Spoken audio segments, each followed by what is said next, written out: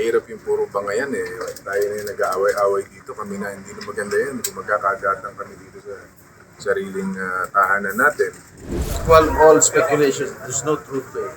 Ang paglilinaw ay ginawa ni Senator Jinggoy sa gitna ng inaasahang umano'y kudeta kung saan siya ang napipisil na uupo sa mababakanting pwesto ni Zubiri. Ayon naman kay Senadora Amy Marcos, totoo na may maraming tangka na palitan si Zubiri sa pwesto, ngunit hindi ito nanggaling sa kanyang mga kapwa-senador.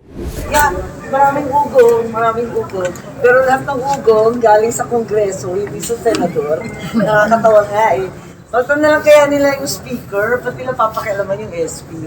Una nang lumabas ang kwento na umunoy pagtatangka ni Senador Jinggoy na makuha ang pinakamataas na pwesto sa Senado sa nakaraang taon, pero di niya alam kung saan nanggaling ang nasabing usap-usapan. Sa gitna nito, nananawagan naman si Senador Bong Revilla na mahalagang magkaisa ang mga mambabatas para hindi kawawa ang taong bayan.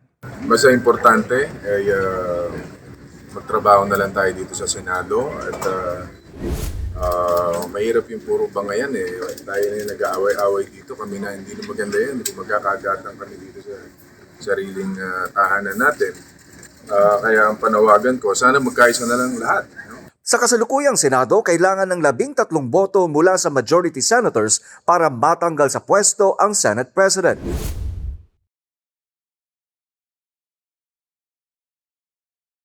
Tuluyan ang tinuldukan ang maugong na usap-usapan na umunoy napipintong pagpapalit ng liderato sa Senado. Sa isang ambush interview, mariing sinabi ni Senador Jinggoy Estrada na walang tangkang palitan si Senator Juan Miguel Zubiri bilang Senate President. Ang paglilinaw ay ginawa ni Senator Jinggoy sa gitna ng inaasahang umunoy kudeta kung saan siya ang napipisil na uupo sa mababakanting pwesto ni Zubiri.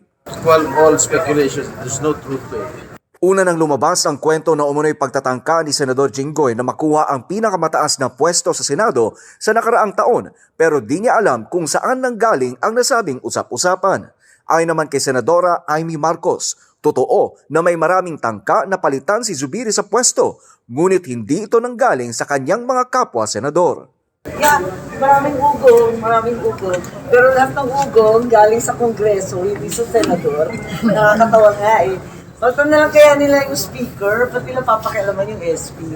Sa kasalukuyang Senado, kailangan ng 13 boto mula sa majority senators para matanggal sa pwesto ang Senate President. Sa gitna nito, nananawagan naman si Senador Bong Revilla na mahalagang magkaisa ang mga mambabatas para hindi kawawa ang taong bayan.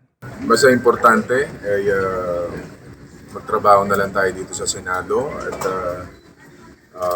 mahirap yung puro bangayan eh. Tayo na yung nag-aaway-aaway dito. Kami na hindi na maganda yan. Kung magkakagatan kami dito sa sariling tahanan natin.